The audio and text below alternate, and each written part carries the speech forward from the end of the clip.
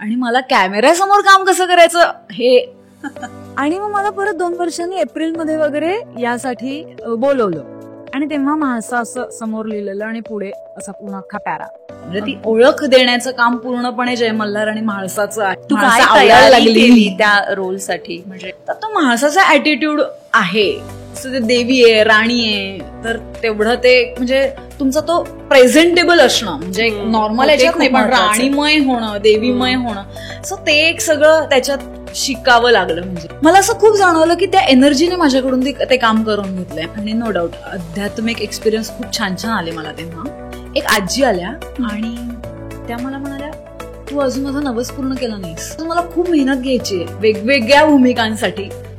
जय मल्हार सुरू असताना अगबया छाटू केला होता सोनाली कुलकर्णी, तर तिचं कॉलेजमधली ती असं ती वेबसिरीज झाली. नंतर जरांगे पाटील फिल्म केली मी आता. सगळेच आम्ही आमच्या सुरभीच्या कपड्यात नाही, म्हाळसाच्या कपड्यात दिवाळी चकली ऑफकोर्स. पण मला ना चकली, दह्यातली चकली खूप आवडते. घर सजलं पाहिजे. तो ज्या शाळेत होता त्या शाळेत माझी आई मराठी टीचर होती. गौर केतकी हातानी हळू झाकाव्या पापण्या, डोळा उतरून याव्या निळ्या स्वप्नांच्या चांदण्या, निळ्या स्वप्नांच्या चांदण्या, गौर केतकी हातानी. काही अनुभव प्रत्येकच फील्डमध्ये येतात असं मला वाटतं की तुमचं कुठे कुठे खच्चीकरण होतं. एका क्षणाच्या गोष्टीला घेऊन 1 महिना घाण जाऊ शकतो. पैसा कमवायला करिअर नका करू. ठीक आहे, 2 पैसे कमी असले तरी चालतात, पण ना तुमच्यातला तो कॉन्फिडन्स तुमच्या आवडीमुळेच वाढेल, पैशाने नाही वाढणार.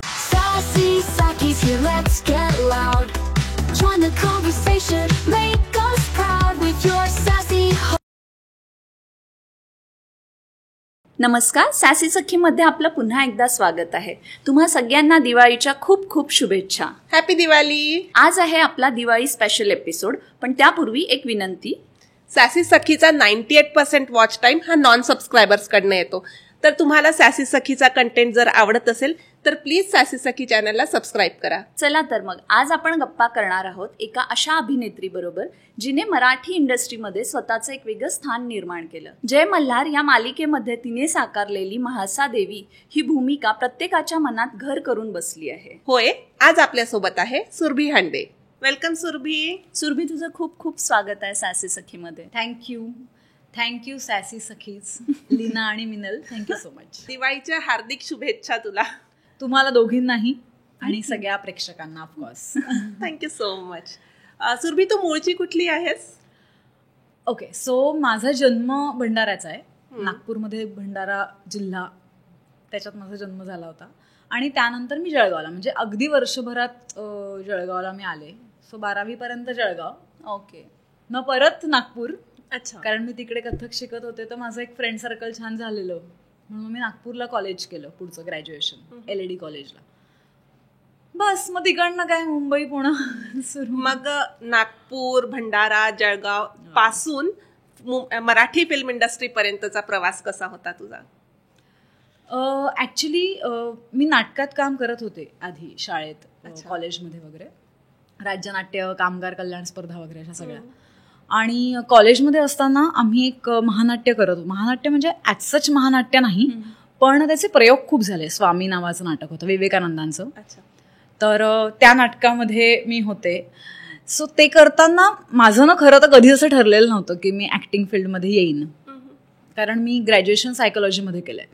सो मला असं माहीत नव्हतं की पुढे काही म्हणजे करिअर काय करायचं हे माझं ॲब्सोल्युटली फिक्स नव्हतं. आणि बाबांचे मित्र होते संजय सुरकर, जे आत्ता नाही आहेत. सो त्यांनी सातच्यात घराचे डिरेक्टर. अच्छा. सो त्यांनी स्टँड बाय नावाची हिंदी फिल्म ते करत होते, ज्याचे प्रोड्युसर जळगावचेच होते. सो ते ओळखीत मग त्यांना असं झालं की महाराष्ट्रीयन लुक असले, म्हणजे आपली मराठी मुलगी हवी आहे, तर म्हणून मग ते म्हणे की सुरभी करेल. छोटासा एक रोल होता त्याच्यात. आणि मला कॅमेऱ्यासमोर काम कसं करायचं हे त्याचा तर काहीच सेन्सच नव्हता. म्हणजे मी फारच बेसिक ऍक्टिंग केली त्याच्यामध्ये. तुम्ही बघाल तर म्हणजे ओके, बघा सगळ्यांनी, युट्यूबवर असेल आय गेस ती फिल्म.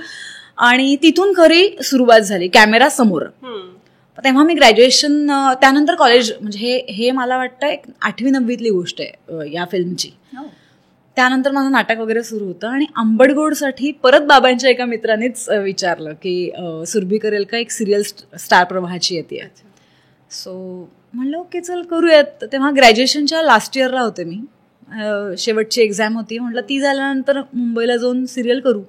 तेव्हा मी आंबडगोड सिरियल केली आणि त्याच्यामध्ये माझं निगेटिव्ह कॅरेक्टर असल्यामुळे फार दिवस माझे लागायचं नाही, म्हणजे महिन्यातून एक साधारण 10-12 दिवस तुझ्याकडे. त्यामुळे वेळ खूप होता. तू निगेटिव्ह कॅरेक्टर केलं, इतका गोड चेहरा तुझा केलं, पण वेळ खूप मिळाला तेव्हा. पण मला फारसं शिकायला काही मिळालं नाही, कारण दिवस कमी लागायचे म्हटल्यानंतर म्हणजे टेक्निकल नॉलेज असं काहीच आलं नाही कॅमेरा समोर. म्हणजे काय, कारण त्यासाठी ना रोजचं ते काम जेव्हा होतं तेव्हा मग जरा शिकायला पण मिळतं.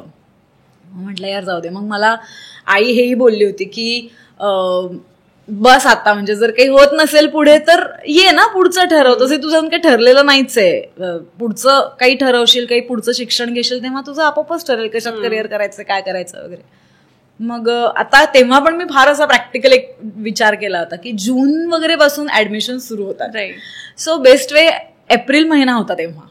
तर आई म्हणे तू ये. म्हटलं नाही थांब, अजून जरा महिनाभर वाट बघते. नाही, मार्च एंड. म्हटलं थांब, अजून महिनाभर वाट बघते, काही मिळालं तर ठीक, नाही तर येते परत, कारण तसंही मला ऍडमिशन जून मध्ये घ्यायची. बरोबर. सो तुला जय मल्हार मधली भूमिका म्हाळसा देवीची, जी प्रेक्षकांच्या प्रचंड आवडीची आहे आणि म्हणजे त्या कॅरेक्टरनी मला वाटतं जास्ती ओळखतात लोक, सो ती भूमिका तुला कशी मिळाली? हा, तर मी जसं मगाशी म्हटलं की महिनाभर जो मी वेळ मागितलेला आईकडे, तर त्या महिन्यातच मला जय मल्हार मिळाली. अरे वा. आणि याचा ना गंमत अशी आहे की मी जेव्हा आंबडगोड करत होते तेव्हा मला एकदा एका ऑडिशनसाठी बोलवलं होतं. तर ती ऑडिशन मी दिली होती, पण तिथे म्हाळसा असं नाव नव्हतं त्या कॅरेक्टरचं. तर म्हणजे एक साधारण 2 वर्षापूर्वीची ही गोष्ट, म्हणजे मी त्याची ऑडिशन ऑलरेडी दिली होती. अरे 2 वर्षापूर्वी? हा, आंबडगोड सुरू असताना.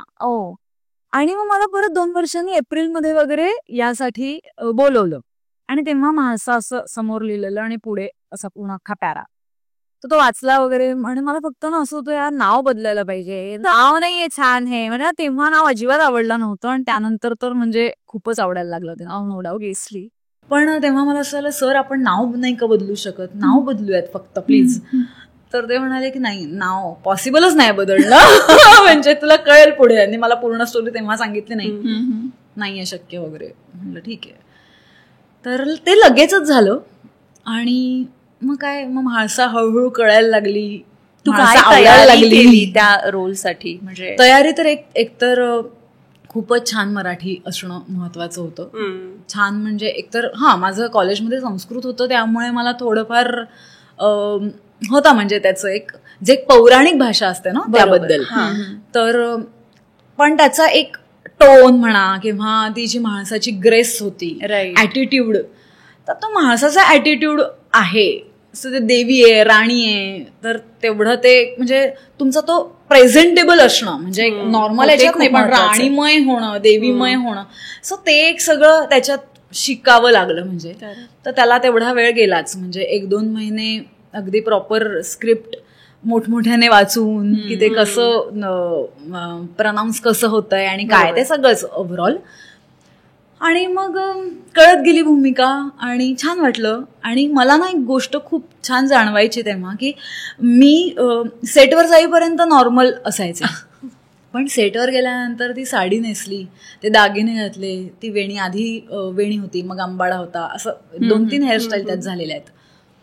तर ते घातल्यावर ना सगळं आपोआपच असं व्हायचं की ती स्क्रिप्ट वाचल्यावर जसं काही मीच म्हाळसा बोलतीये. मला असं खूप जाणवलं की त्या एनर्जीने माझ्याकडून ते काम करून घेतलंय. म्हणजे मला तर ती जाण पण नव्हती की कॅमेरासमोर कसं काम करतात. किंवा हे बघ, नाटक आणि हे ना एक कॉलेजमध्ये वगैरे करणं किंवा फ्रेंड सर्कलमध्ये आपण असताना काम करणं ते खूप वेगळं पडतं. आणि सिरियल म्हणा, फिल्म्स म्हणा, या सगळ्या गोष्टी म्हणजे तुम्हाला कितीतरी अशा ऑडियन्सपर्यंत तुम्ही पोहोचणार आहे जे तुम्हाला पर्सनली ते लोक माहीत पण नाही. तर अशा वेळेला मला असं वाटतं की ही भूमिका मला त्या म्हाळसा देवींनी माझ्याकडून करवून घेतली. म्हणजे त्यांनी ते मला मी मला अशी दाखवायची आहे, ही भूमिका तू अशी पोहोचव, हा मला एक्सपिरियन्स खूप छान आला म्हणजे त्यावेळेला. आणि नो डाऊट आध्यात्मिक एक्सपिरियन्स खूप छान छान आले मला तेव्हा, तर त्याबद्दल आपण बोलूच. पण म्हाळसा अशा प्रकारे मला मिळाली आणि तिने मला लोकांपर्यंत पोहोचवलं. म्हणजे ती ओळख देण्याचं काम पूर्णपणे जय मल्हार आणि म्हाळसाचं आहे, ज्यांनी मला लोकांपर्यंत पोहोचवलं. माझ्याकडून ती मेहनत करून घेतली, बाकी काही नाही. आणि असं वाटतच नव्हतं की थकले. हे ना मला खूप मोठा एक्सपिरियन्स वाटतो. वर्ष चाललेलं त्याचं 2.5-3 वर्ष. राईट. हो, बरीच. पण असं की थकलोय बॉ, डे नाईट झालंय तरी थकलोय असं अजिबात वाटलं नाही. खूप कमी कधीतरी वाटायचं नो डाऊट, पण छान वाटायचं. म्हणजे असं ती एक एक्साइटमेंट. सेटवर पण अगदी प्रसन्न वातावरण खूप छान असेल. आता त्याच्यात तर किस्से असे खूप अनेक घडलेले आहेत, ते म्हणजे सगळे असे जोक वगैरे करायचे ना. आता म्हाळसाची भूमिका ही तशी रागीट आणि हे होती, ती तेवढी प्रेमळही होती, पण बानू दिसली की संताप, हे ते असं सगळं होतं. तर आमचे असे दरबाराचे वगैरे सीन असायचे ना, तर सगळे जोक वगैरे करायचे आणि मला तिथे खूप रागात बोलायचंय. मला असं वाटायचं यार सगळे जोक करतात आणि मला हसता येणार नाहीये या गोष्टीमध्ये, कारण की मला जर ते सीन करायचे असतील तर पाठांतर, तो राग असं सगळं असतं ना त्या कॅरेक्टरमध्ये. एक्झॅक्टली. तर मला असं वाटायचं यार सगळे जोक करतात, मला खूप राग आला पाहिजे आता. मग मी एका पॉइंटला एका सीनला तर मी असं केलं होतं की मला या गोष्टीचा राग येतोय आता की तुम्ही जोक करताय. मग मी तो राग धरून तो पुढे सगळी जी काय बोलली ती म्हणजे ते कॅरेक्टर, तेव्हा मी ते बोलले. मजा खूप यायची. खूप आठवणीतला अजून कुठला किस्सा तुला सांगायला आवडेल?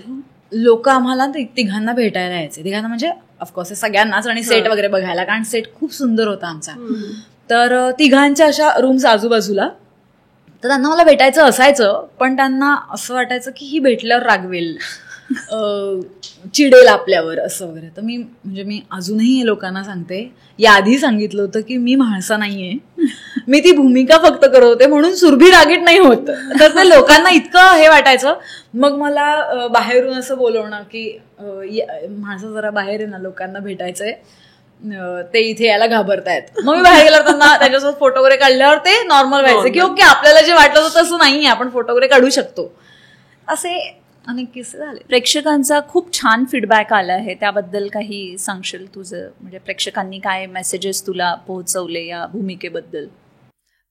No doubt. म्हणजे मला ना एक असा अजून एक किस्सा सांगायचा आहे. मी एकदा आईस्क्रीम पार्लरच्या बाहेर उभी होते आईस्क्रीम खात. आता हे नॉर्मल आहे ना, म्हणजे आपण असे नॉर्मल कपड्यांमध्ये उभी होते. मी एक आजी आल्या आणि त्या मला म्हणाल्या, तू अजून माझा नवस पूर्ण केला नाहीस. आधी तर मला तेव्हा ती लिंकच नाही लागली. 2 मिनिटं. ओटी वगैरे भरलीये लोकांनी, तर तिथपर्यंत ठीक आहे. नवस ही खूप मोठी गोष्ट होऊन जाते. म्हणलं आजी ती मी नाहीये. नाही तूच आहे, तुलाच मी नवस बोलले होते, तू नवस नाही अजून माझा पूर्ण केलाय, मी 2 वेळा जेजुरीला येऊन गेलो, तुला माहित नाही का, असं वगैरे त्या आजी बोलायला लागल्या. मी त्यांना म्हटलं आजी मी म्हाळसा नाही, तुम्ही जेजुरीला परत जा, म्हाळसाला सांगा अजून नवस पूर्ण झाला नाहीये, ती करेल तुमचा नवस पूर्ण, मी तुमचा नवस वगैरे नाही पूर्ण करू शकत. तर ही जी एक अटॅचमेंट लोकांची होती ना, ती आजही आहे. फक्त मला असं वाटतं ना की लोकांनी पण म्हणजे थोड्या या 2 गोष्टी जर वेगवेगळ्या ठेवल्या तर ते खूप बरं होईल. मला अजून खूप वेगवेगळ्या भूमिकांमधून लोकांना भेटायचं आहे. यांना म्हाळसा खूप आवडली मला माहितीये, कारण ती मला पण खूप आवडली. जेव्हा आपल्याला एखादी गोष्ट खूप आवडते तेव्हा आपल्याला ती पोहोचवायलाही मजा येते सगळ्यांपर्यंत. तर ती मलाही आवडली म्हणून मी लोकांपर्यंत एक थोडाफार प्रयत्न केला पोहोचवण्याचा. तर त्याचं मला असं वाटतं अजून मला खूप मेहनत घ्यायची आहे वेगवेगळ्या भूमिकांसाठी. सगळी मेहनत फक्त एका ठिकाणी नाही घ्यायची. म्हणजे असं नको म्हाळसाच्या साच्यातच बसून तसं नाही करायचं. खूप छान वेगवेगळ्या भूमिका करायच्या, वेगवेगळे जॉनर्स आहेत. आणि मला असं वाटतं तेव्हा मला लोकांनी हे सांगावं की कम्पॅरेटिव्हली काय छान वाटलं, की कशामध्ये काय इम्प्रूव्हमेंट हवी होती, हे मला आवडेल. म्हणजे नुसतंच म्हाळसासाठी मेहनत घेऊन आत्ता फक्त म्हाळसा असं नकोय मला पर्सनली. ठीक आहे, झाली आता ती सिरियल बस. त्यानंतर मला वाटते तू काही चित्रपटही केले आहेस? हो, मी त्यानंतर अजून एक सिरियल केली, लक्ष्मी सदैव मंगलम. हो, तर त्याच्यात माझं कॅरेक्टर होतं डॉक्टर आरवी. अच्छा. ते तर पूर्णच अपोजिट कॅरेक्टर होतं. ती नॉर्मल सिरियल होती आणि ती अशी एक साधी सोजवळ असते वगैरे. तर तेव्हा त्यातही असं झालं की ज्या लोकांनी दोन्ही सिरियल्स बघितल्या तर त्यांना आधी असं वाटायचं की मी रागीट आहे. डॉक्टर आरवी बघितल्यावर त्यांना असं आलं, नाही नाही नाही म्हणजे ते हवंय ते परत आरवी म्हणून बघायला सुरुवात. असं आलं, अरे नका प्लीज. तुझ्या आवडीचा जॉनर कुठला आहे? अजून तर मला एक्सप्लोअर करायचं आहे ग. मला असं वाटतं ना की म्हणजे असे 5-7 वेगवेगळ्या गोष्टी जर आल्या ना समोर तर मला असं होईल की हा हे मला जास्त आवडेल, असं मे बी होऊ शकतं. आता तर मी ओपन आहे, आता तर मला भरपूर अजून जॉनर्स आहेत, खूप आहे, खूप काम करायचं आहे अजून. म्हणजे मला असं हे नकोय की बस झालं संपलं थांबलं, असं नाही, थांबायचं नाहीये, जायचंय. मला असं वाटतं ना की थोडा वेळ लागला तरी चालेल, कमी काम असेल तरी चालेल, काहीच हरकत नाही, पण जे होईल ना ते छान असलं पाहिजे. म्हणजे मला त्याचं एक समाधान असलं पाहिजे की हो यार हे काम करून मला छान वाटलं, हे मला पोचवताना मजा आली आणि याच्यावरती काय म्हणता येईल योग्य मेहनत जे म्हणतो ना आपण, तर त्या दृष्टीने पावलं उचलता आली. असं की ठीक आहे हे काम छान चाललंय, कारण की ना तो एंड रिझल्ट पेक्षा मला वाटतं ती जर्नी खूप महत्वाची आहे, तर ती जर्नी एन्जॉय करता आली पाहिजे. सिरियल सोबत तू अजून कुठले कुठले चित्रपट केले आहेस का? जय मल्हार सुरू असताना अगं बाई रेच्या 2 केला होता. हा, तर त्याच्यात सोनाली कुलकर्णी, तर तिचं कॉलेजमधली ती असं, तर ते पण एक छोटासाच हे होतं, रोल होता त्याच्यात. तोही अनुभव छान आला मला, कारण की म्हाळसातून एकदम एक असं कॅरेक्टर की जे कॉलेजमधल्या मुलीचं आहे.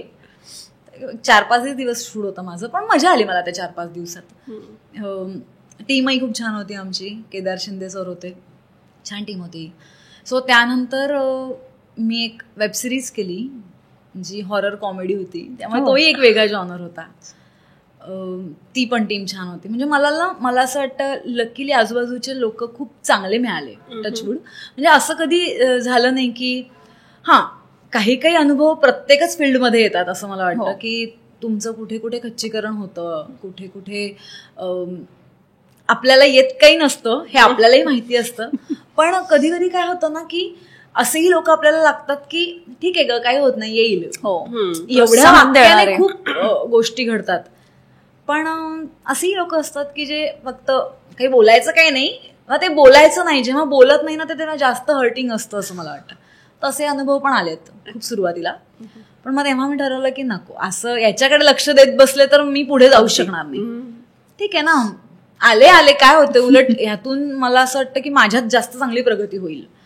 तर ती फिल्म पण म्हणजे ती वेबसिरीज झाली. नंतर जरांगे पाटील फिल्म केली मी आत्ता. सो त्याच्यामध्ये ना मी ओळखूच येत नव्हते अनेक लोकांना की ती मी आहे, पण मला ते आवडलं.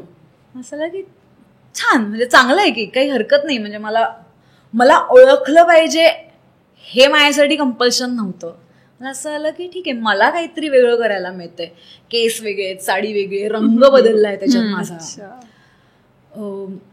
एक टोन म्हणजे आपला जो चेहरा म्हणते बोलण्यातला जो तो एक हेलकावा असतो, किंवा म्हणजे ते कॅरेक्टर खूपच वेगळं होतं. त्यांच्या बायकोच्या भूमिकेत होते मी, त्या एकदम शांत आहेत. सो ते एकदम शांत आणि ते घर सांभाळणारी आणि असं अनेक काय, आता तुम्हाला सगळ्यांना स्टोरी तर माहितीच आहे, पण तसं कॅरेक्टर होतं.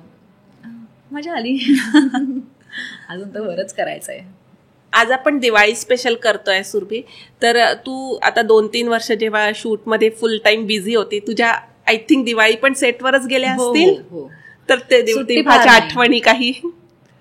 आम्ही काय फराळचं वगैरे एकमेकांनी आणायचो. अदरवाईज आम्ही तर खरं सिरियलमध्येच दिवाळी सेलिब्रेट पण केली होती. आता बऱ्याचदा असं होतं ना की आपल्याकडे नवरात्र असतील तर सिरियलमध्ये पण आपल्याकडे दिवाळी, तर तसं आमच्या इथे पण झालं. तर ते एक, त्यामुळे त्या निमित्ताने दिवाळी व्हायची. म्हणजे सगळेच आम्ही आमच्या म्हणजे सुरभीच्या कपड्यात नाही, माणसाच्या कपड्यामध्ये दिवाळी सेलिब्रेट करायची असं सगळं. सिरियल सुरू असताना तर दिवाळीसाठी घरी वगैरे जाणं असं जनरली नाहीच होत, पॉसिबल नसतंच ते. पण असं तर दिवाळी मी घर सजवायला मला प्रचंड आवडतं दिवाळीमध्ये. मग मी म्हणजे कुठेही राहो, नाही ते 1 RK असो का 4 BHK असो, घर सजलं पाहिजे. आणि काम जरी असेल तरी घरात आल्यावर असं सगळीकडे छान लाइटिंग आणि म्हणजे ते छान असं. त्यामुळे ते मी सिरियल सुरू असताना पण केलंय. घर छान, म्हणजे किती पण वाजता रात्री घरी आलं की लाईक. आणि दिवाळीचा तुझा आवडीचा फराळ कुठला आहे? मला चिवडा मला प्रचंड आवडतो. चकली ऑफकोर्स, पण मला ना चकली, दह्यातली चकली खूप आवडते. मला वाटतं माहितीये का तुम्हाला, दही वगैरे टाकून छान ती भिजवतात आणि त्याची ती खरं म्हाताऱ्या आजी आजोबांची चकली असते. खरं सांगायचं तर किती चावली जात नाही म्हणून पण मला ती आत्तापासूनच आवडायला लागली. म्हणजे मला म्हातारपणी फराळात काय आवडतं की आता मी काय खाऊ बा असा प्रश्न पडणार. आणि फराळ फक्त खायला आवडतं की तुला बनवायलाही खूप आवडतं. अरे वा. मला इन जनरल स्वयंपाक करायला खूप आवडतो. अरे वा. वेगवेगळे पदार्थ आणि खूप असे काय म्हणतात, ह्या सॉस मध्ये ते टाकून बघू, मग हा मसाला टाकू, म्हणजे काहीतरी असं एक, हा म्हणजे असं ना कोल्हापुरी मसाला असेल तर त्याच्यामध्ये जर काहीतरी असं एक वेगळं युनिक असं काहीतरी, पण ना छान होतात कधी कधी गोष्टी. हो. पण मला आणि मग तुझा गिनीपिग कोण असतो? नवरा ऑफकोर्स तोच. तुझ्या लग्नाबद्दल पण ऐकायला आम्हाला आवडेल. तुम्ही कसे भेटलात? तो ज्या शाळेत होता त्या शाळेत माझी आई मराठी टीचर होती. अच्छा. सो माझी आई म्हणजे जळगावला? हा, जळगावला. म्हणजे नवऱ्याचे गट्स आहेत टीचरच्याच मुलीला. हो, त्याचं असं म्हणणं असतं की मला गुरुदक्षिणा मिळाली असा विषय, म्हणजे दीक्षा मिळाल्यासारखं. पण तो आम्ही गाण्याचे वगैरे कार्यक्रम करायचो जळगावला, तर तो आपलं कुठलं तरी वाद्य वाजवायचा.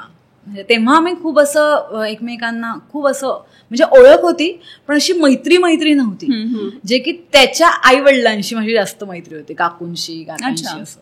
त्याच्यापेक्षा आम्ही कुठल्याही कार्यक्रमाला गेलो की काकू दिसल्या की मी काकूंच्या बाजूला वगैरे जाऊन बसणार. हा शाळेतला एकदम हुशार अभ्यासू हुशार वगैरे, पेपर वगैरे चेक करायला. सासूबाईंसमोर इम्प्रेशन छान होतं. सासूबाईंसमोर इम्प्रेशन लहानपणापासून. हो, अगदीच. त्यांना पण गाणं वगैरे म्हणायला आवडतं. माझं घर म्हणजे माझ्या घरात सगळेच असं गाणारे, म्हणजे माझ्या आजोबांची गायनशाळा होती, त्यामुळे गाण्याचं बॅकग्राऊंड होतं. प्लस त्या पण आकाशवाणीमध्ये अनाउन्सर म्हणून पण होत्या. असं येऊन जाऊन त्या करायच्या, मध्ये येतात ना काही कार्यक्रम असतील त्यासाठी. आणि माझे बाबा आकाशवाणीत असल्यामुळे फॅमिली म्हणजे एकमेकांना आम्ही छान ओळखत होतो. आणि तो फारच म्हणजे त्याचा अभ्यासाच्या बाबतीत आम्ही दोघं फारच अपोजिट आहोत. म्हणजे मला तर असं वाटतं की मला जर कलेचे पुस्तकं वगैरे असले असते तरी मी बहुतेक ते वाचलेच नसते इतपत. आणि त्याला असं होतं की त्याला कुठलाही जॉनर असू दे, ते पुस्तक 2 दिवसात संपलंच पाहिजे इतपत ते. या बाबतीत आम्ही अगदी वेगळे. पण अशी आमची ती भेट.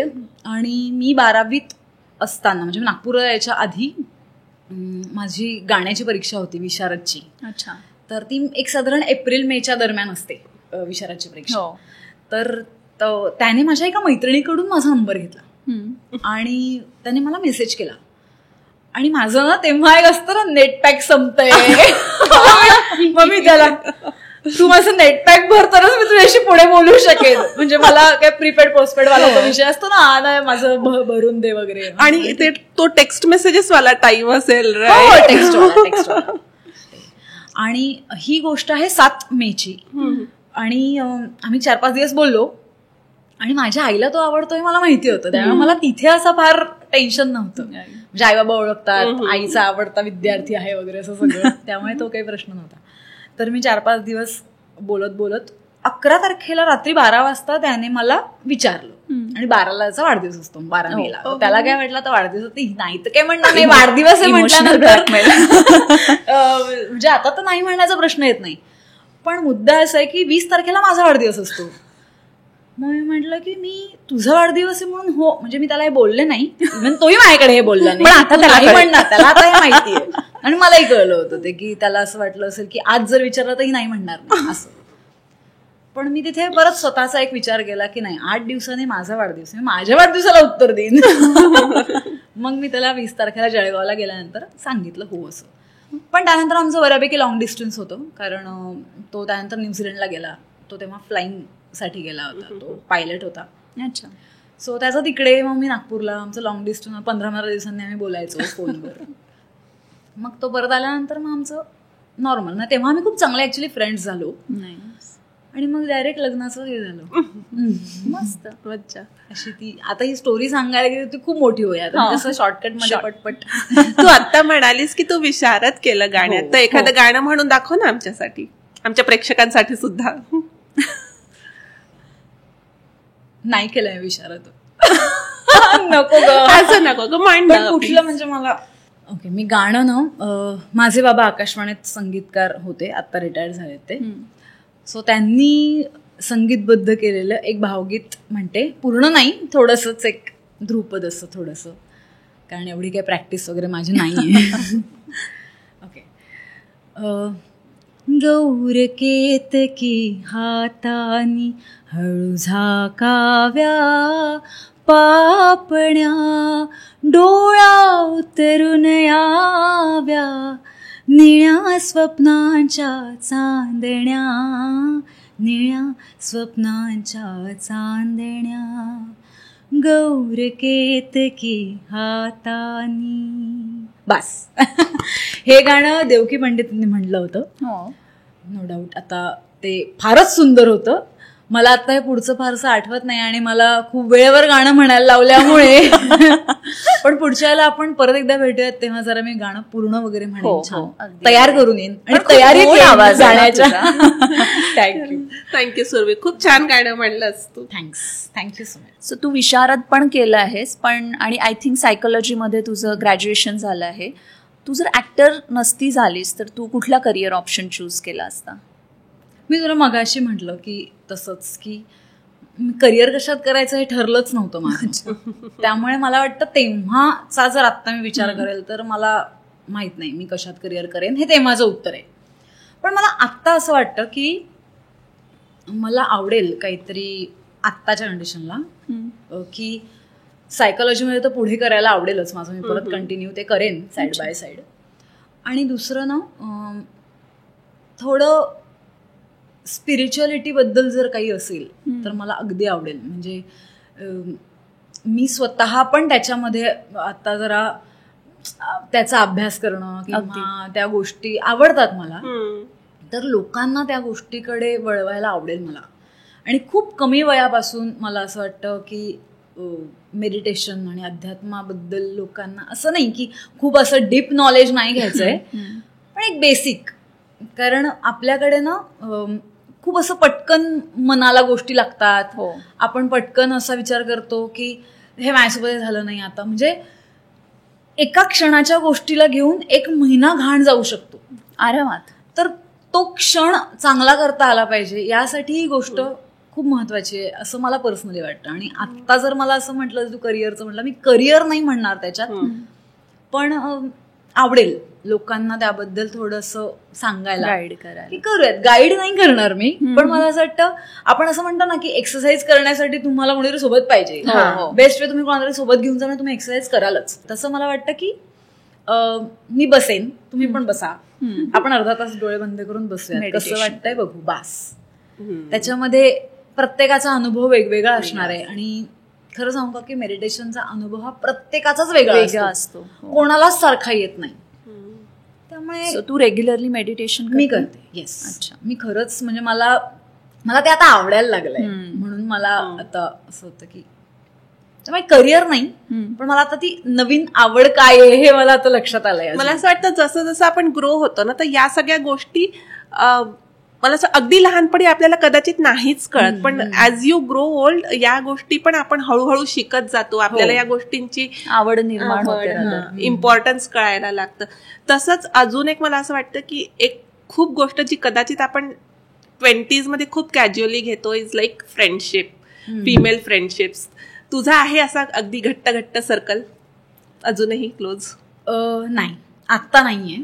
कारण काय आहे, मला असं आपल्याकडे ना मैत्रीबद्दलचं ना थोडंसं, खरं मला ना मुलं मित्र जास्त होते, अजूनही मुलंच माझे जास्त मित्र आहेत मुलींपेक्षा. तर एकतर ते सुरुवातीला मला वाटतं सगळ्याच मुलींनी अनुभव घेतला असेल की बापरे ही खूपच फ्रँक आहे, ही खूपच फ्रेंडली आहे, ही फारच ओव्हर फ्रेंडली वगैरे असं.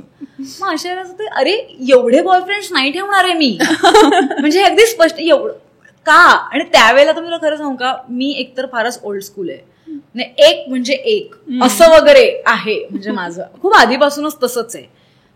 पण मैत्रीनं खूप अशी मला असं वाटतं की ती अशी निखळ असते. म्हणजे माझ्या साईडने मला वाटतं ते कोणीतरी आपण म्हणतो की आपलं कौतुक आपण काय करायचं, दुसऱ्यांनी केलं पाहिजे. पण आता मी माझ्या सर्कलमधले जेवढे लोक आहेत ते असे आहेत की जे अक्षरशः हातावर मोजणे इतके बास. ओळख असणं आणि मैत्री असणं यात जो फरक आहे ना, तो फरक खूप लोकांना कळत नाही. आणि मैत्रिणी कॉलेजचा आमचा जो ग्रुप होता 6 जणींचा, आताही आम्ही क्लोज आहोत, पण त्यावेळेला जेवढ्या होतो तेवढं नाही आता. आणि थोडंसं ते काय होतं, प्रत्येक एक तर लग्न होतात, मग ते करिअर वेगवेगळे आहेत. आम्ही टचमध्ये आहोत, पण कॉलेजमध्ये जेवढं मुलींना एकमेकींसाठी वेळ देता येतो ना, त्या जसं लग्न वगैरे होतात ना, त्या सगळ्यांना मग त्यांचं एक असतं प्रायोरिटीज, सगळ्या रिस्पॉन्सिबिलिटी सगळं चेंज होतं. त्यामुळे मला वाटतं की मुलांशी मैत्री त्या मानाने बऱ्यापैकी टिकते मुलींपेक्षा. सो आता माझ्या नवऱ्याच्या मैत्रिणी आणि मित्र, त्यांचा स्कूलचा ग्रुप अजूनही एकमेकांशी व्हॉट्सअपवर हे आहे. पण त्याच्यात पण मुलं जास्त आहे, अगेन मुली कमीच आहेत. मुलांना सहज शक्य होतं असं मला वाटतं. आपल्याकडे डेफिनेशन फार वेगवेगळे आहेत. आणि कदाचित मुलींना प्रायोरिटाईज पण बहुतेक नाही करत, की असं वाटतं की ठीक आहे, ज्याच्यात गुंतल्या आहेत, जसं लाईफ सुरू आहे, चालूच आहे. ते आपण म्हणतो ना, जसं की ते मुलगी लवकर मॅच्युअर होते वाला विषय, तर मला वाटतं सगळ्याच बाबतीत मुलींना हे थोडंसं की नको यार, आपण आपलं बरं. पण ना, मला याच्याबद्दल हे चुकीचं नाही वाटत. म्हणजे हा एक्सपिरियन्स माझा पण आहे की मलाही छान वाटतं की माझा कुत्रा, आम्ही आपला टाइमपास करतोय. दुर्गेश घरी नसेल तरी आम्हाला काही फरक पडत नाही. ओके, तू जाऊन ये, नो डाऊट. म्हणजे कंटाळा येतोय का पण नंतर, पण घरात राहण्याचा कंटाळा, म्हणजे घरात बोर होतं का, तर अजिबात होत नाही. मला खूप आवडतं. म्हणजे घर कोंबडी हा जर टॅग असेल तर तो मला लागला तर मला अगदी चालेल. मला प्रचंड आवडतं. आम्हाला टायटल साठी मिळालं, आम्ही तुला घर कोंबडीच म्हणणार आहे. खरंच. म्हणजे फक्त काम असेल तर तेवढ्या पुरतं मी बाहेर निघते. म्हणजे दुर्गेश मला कितीदा तरी म्हणतो, अगं जरा पार्किंग मध्ये एक चक्कर मारून नको, काम असेल तेव्हा पार्किंग मध्ये चक्कर पण होईल, बाहेरही जाणं. कारण तुला स्वयंपाक करायला पण आवडतो, घर सजवायला पण आवडतो, त्याच्यामुळे घरात बसून पण करण्यासारख्या बऱ्याच गोष्टी आहेत तुझ्यासाठी. आणि आम्ही आता जिथे राहतो ना, तिथे मागच्या साईडला अख्ख्या अशा टेकड्या आहेत छान. असं गॅलरीत वगैरे बसलं की निवांत एक चहा कॉफी घ्यायची. मला सुख आहे माझ्यासाठी ते. प्रत्येकाची सुखाची डेफिनेशन वेगळी असते. म्हणजे मला तुला सांगू का, असं कधी कधी बघ ना, आता सगळ्यांनाच होत असेल असं, आपण रेस्टलेस होतो किंवा आपल्याला चिडचिड होते किंवा खूप डिस्टर्ब असतो आपण. असं काही झालं ना, मी सरळ मस्त ओट्याजवळ जाते. कधी कधी तर माझं असंही होतं की संध्याकाळी स्वयंपाक आहे, म्हणजे सपोज एक 7-7:30 वगैरे किंवा 6-6:30 वगैरे, तर 2 वगैरे वाजता मला डिस्टर्ब झालं, 2 पासून स्वयंपाक करायला. मला असं वाटतं मी काहीतरी खायला गेलं ना तर माझं छान असं म्हणजे फ्रेश होते, काहीतरी खायला गेल्यावर किंवा असं काहीतरी. सो तू ऑलमोस्ट 15-16 वर्ष झाले ह्या करिअरमध्ये आहे ऍक्टिंगच्या. तर ज्या नवीन मुली ज्यांना या क्षेत्रात यायचं आहे त्यांना तू काय सल्ला देशील? आता काय सल्ला देऊ मिनल, तू मला सांग. सोशल मीडिया हा जो एक मोठा विषय आहे, मला ना आता असं वाटतं की मुंबईत येणं हा स्ट्रगल नाहीये आत्ताच्या कंडिशन. म्हणजे सुरुवातीला जे लोकांना होतं, लोकांना काय, मलाही तो अनुभव आहे की मी नागपूरमध्ये बसून तर डेफिनेटली सगळ्यांना भेटू शकले नसते किंवा कोणाला माहिती नसलं असतं की सुरभी हांडे कोण आहे. पण आज अगदी छोट्याशा गावातली मुलगी सुद्धा रील्स जर तिने बनवल्या आणि ती एखादी व्हायरल झाली किंवा तिने अजून 4 ठिकाणी पाठवल्या, अगदी ओळखीतल्या 4 लोकांना, तेच ते 4 लोक त्यांना जरी पाठवल्या तरी पण 4 मधला एक तर असा असेलच की जो त्या रीलसाठी काहीतरी कष्ट घेईल की ओके चल, हिचं हे टॅलेंट आहे, वाटतं तिला की टॅलेंट आहे बॉ सपोज, तर ते पोचतं. हो, ते आहे. त्यामुळे आता तसं बघायला गेलं तर काम मिळणं खूप कठीण नाहीये. हा, पण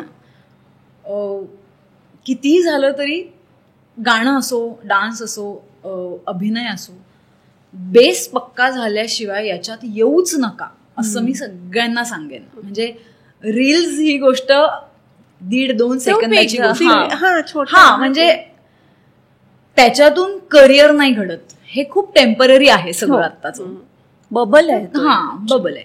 तर ह्या गोष्टी ना करिअरसाठी जर काही असेल तर आत्ताच्या कंडिशनला करिअर करायला 2-3 ऑप्शन्स पण असले पाहिजे. म्हणजे माझं फक्त एका ह्याच्यातच करिअर होईल का नाही असा विचार तर मी म्हणते कोणीच करू नये. काहीच म्हणजे नाही ठीक आहे ना, आज नाहीये काम, दुसरं काहीतरी माझ्याकडे पाहिजे, माझ्याकडे प्लॅन बी असलाच पाहिजे. हो, मी एकाच्या भरोशावर नाही राहू शकत. कारण की अगेन मी जे सांगते की हा जो सायकोलॉजिकल प्रॉब्लेम सगळ्यांना व्हायला लागलाय की लोक डिस्टर्ब होतात. सगळेच माझ्यासारखे नाही की घरात बोर होणार नाही. हो, नाही होत ना बोर. म्हणजे छान वाटतं घरात, पण सगळ्यांना नाही होत. अनेक लोक फक्त सोशल असणं म्हणजे सोशल मीडियावर असणं असं नाहीये, पण सोशल म्हणजे मला असं वाटतं तुम्हाला रोज 100 वेगवेगळ्या लोकांना भेटायला जर आवडत असेल, तुमची जर ती पर्सनॅलिटी असेल तर तुम्ही डेफिनेटली 4 गोष्टी वेगळ्या केल्याच पाहिजे. आणि फक्त पैसा कमवायला करिअर आहे का तर तसंही नाहीये. तुम्हाला त्यातनं समाधान आणि आनंद पण घ्यायला हवा. पैसा कमवायला करिअर नका करू. ठीक आहे 2 पैसे कमी असले तरी चालतात, पण ना तुमच्यातला तो कॉन्फिडन्स तुमच्या आवडीमुळेच वाढेल, पैशाने नाही वाढणार. करेक्ट. सो मला सगळ्यांनाच हे सांगायचं आहे की ठीक आहे सगळ्यांनी ऍक्टिव्ह राहा, छान रील्स टाका, काही हरकत नाही, पण त्याच्यातून करिअर होईल अशी अपेक्षा कोणीच आत्ता करण्यात अर्थ नाही. कारण अपेक्षा ठेवली ती पूर्ण नाही झाली तर परत हे सर्कल आहे. हो, की ती सायकल आहे. म्हणजे ते असं चालत राहणार. नाही जमलं डिस्टर्ब, जमलं छान. म्हणजे सगळ्यांचं शक्य नाही. म्हणजे काही आहेत जे इन्फ्लुएन्सर्स ज्यांचं आता बऱ्यापैकी करिअर झालं पण आहे त्याच्यातनं, पण not necessary everybody will have same opportunity. पण हे तर प्रत्येकच फील्डमध्ये आहे ना, सगळ्याच फील्डमध्ये की कोणाला पटकन छान काहीतरी मिळतं, कोणाला वेळ नाही मिळत, कोणाला वेळ लागतो, कोणी पटकन लोकांपर्यंत पोहोचतं, कोणी नाही पोहोचत. तर ते मी लोकांपर्यंत पोहोचण्याचं जे म्हणाले ते तर ठीक आहे, ते तर आता सोशल मीडियामुळे पोहोचतातच. पण नुसतंच पोषणं महत्वाचं नाहीये. शेवटी काय आहे की माझी आई लहानपणी नेहमी मला म्हणायची की कुठलीही स्पर्धा असेल किंवा कुठलाही कार्यक्रम असेल किंवा काय, कला ही अशी गोष्ट आहे की स्टेजवर गेल्यानंतर आपल्या मराठीत एक म्हण आहे, बाप दाखव नाही तर श्राद्ध कर. हो, म्हणजे जे आहे ते तुमचं दिसलं पाहिजे तिथे. हो, म्हणजे तू इकडे कितीही प्रॅक्टिस केलेली असशील पण तरी जे घडणार आहे ते स्टेजवरच घडणार आहे. तर तिथे तुला काय येतं, तिथे तुझं खरं परीक्षा ती आहे. हो, मग तुम्ही वर्षभर पहाटे 4 वाजता उठून अभ्यास केला तरी काही फरक पडणार नाही. सो ते सगळ्याच बाबतीत लागू पडतं कलेच्या पर्टिक्युलर. तुझ्या आगामी प्रोजेक्ट बद्दल आम्हाला ऐकायला आवडेल सुरभी. आहेत आता काही असे आहेत की जे अजून रिलीज कधी होणार माहित नाही कोणाला. अच्छा. सो मी त्याबद्दल आता असं काही सांगू नाही शकणार कारण मलाही माहित नाहीये. ते येईल तेव्हा सगळ्यांना कळेलच. आणि मी मगाशी म्हटलं तसं की खूप वेगवेगळ्या भूमिका करायची इच्छा आहे. आणि आत्ता आणि काय होतं ना, लोकांना समोर असं वाटतं की सिरियल करत नाहीये म्हणजे ही काहीच काम करत नाहीये. हो, कारण दिसत नाही. कारण डेली सोप म्हणजे तुम्ही रोज, म्हणजे तुम्ही आदल्या दिवशी आजारी जरी असाल तरी तुम्ही दुसऱ्या दिवशी दिसतात, दिवसातनं 3 वेळा. आणि ते तर रिपीट टेलिकास्ट. आणि ते खरंच इतके ऍडिक्टिव्ह असतात सिरियल्स. तर मला एवढं सांगायचं की असं नाहीये मी आता सिरियल नाही करत आहे, आत्ता करत नाहीये, करणार नाही असं अजिबात नाही. मला सिरियलनेच माझी ओळख दिली आहे, त्यामुळे मी सिरियलला कधीही सोडणार नाही. मी सिरियल नेहमीच करणार आहे. मी आत्ता करत नाहीये कारण आत्ता मला असं वाटतं की अजून 4-5 वेगवेगळ्या गोष्टी पण जरा एक्सप्लोअर करूया. आणि काही फिल्म्स असतील, वेब सिरीज असतील, आवडतंय मला आत्ता हे थोडं, आत्ता जे चाललंय ते.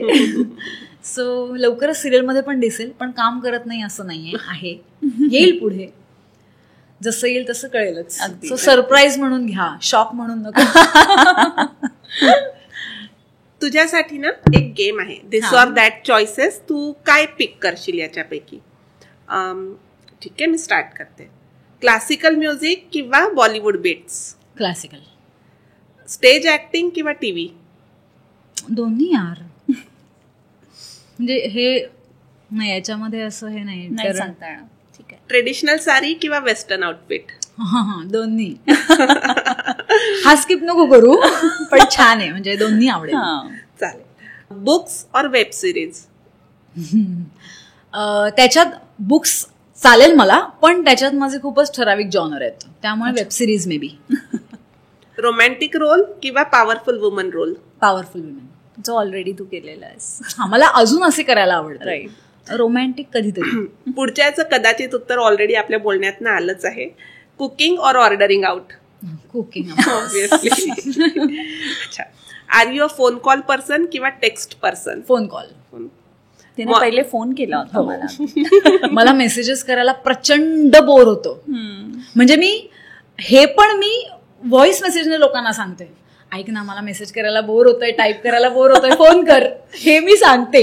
आमचं पण दिवसभर तेच सुरू होतं, व्हॉइस नोट्स. आणि मग कधी कधी असं होतं की आता कुठे वाचू, मी 4 लोक इथंच बसले. आणि मला तेव्हापासून असं कळलं स्वतःबद्दल की मला खूपच बडबड करायला आवडते. नाही, पण व्हॉइस मेसेज जेव्हा तुम्ही टाकताना तेव्हा ऍक्च्युअली तुमचे इमोशन्स कळतात. हा, म्हणजे ते असं प्लेन वाक्य नसतं की. आणि फनी पार्ट, गैरसमज होत नाही लोकांचे. ते ठीक आहे, पण फनी पार्ट जेव्हा मी आणि मीनल दिवसभर आमचं सुरू असतं ना व्हॉइस नोट, मी तिला पाठवते आणि काहीतरी होतं धडकन, मग मी तो डिलीट करते, मग परत मला सेम इमोशन सोबत म्हणजे टोन बरोबर येतं ना ते. म्हणजे समोरचं कोणी रागवलं असेल तरी आपण ओके मलाही राग आलाय का हे सांगताही येतं ना ज्याला. म्हणजे जाऊ दे. नेक्स्ट, मॉर्निंग पर्सन और night owl? Morning. Adventure travel और स्टेकेशन? तेही दोन्ही, पण ऍडव्हेंचर जास्त. आणि मेकअप और नॅचरल लुक? नॅचरल. आणि शेवटचा प्रश्न, सेल्फी की कॅन्डिड शॉट? सिच्युएशनल आहे, कारण कॅन्डिड सगळेच चांगले येत नाहीत. ते रे कधी लग्नातले आऊ आले घाणेरडे, तर कधी कधी सेल्फी बरे वाटतात. पण नाही, त्याच्यात पण नाही. बापरे लीना, तू असे प्रश्न विचारलेत की मी खूपच दोन्ही इधर दोन्ही किंवा एकही नाही. थँक्यू सो मच सुरभी, तू आज इथे आलीस आणि मला खूप मजा आली तुझ्याशी गप्पा मारताना. मला परत यायला आवडेल आणि आम्हाला पण तुला परत भेटायला आवडेल. आणि बाय द वे तुमच्या दोघींच्या साड्या खूप छान आहे, तुम्ही दोघी खूप छान दिसताय. आत्ताच महालक्ष्म्या झाल्या आहेत, सो ते असं 2 सेम असतात की नाही असं वाटतंय ते. चालेल. पुन्हा एकदा तुला आणि तुझ्या कुटुंबियांना दिवाळीच्या खूप खूप शुभेच्छा. तुम्हाला पण, आणि तुम्हालाही सगळ्यांना दिवाळीच्या खूप शुभेच्छा. Thank you so much. थँक्यू. आजचा एपिसोड तुम्हाला आवडला असेल तर शेअर करा आणि हो, सॅसी सखीला सबस्क्राईब करायला विसरू नका. पुन्हा एकदा तुम्हा सगळ्यांना दिवाळीच्या मनपूर्वक शुभेच्छा. पुढील भागात परत भेटूया. Until next time, keep shining.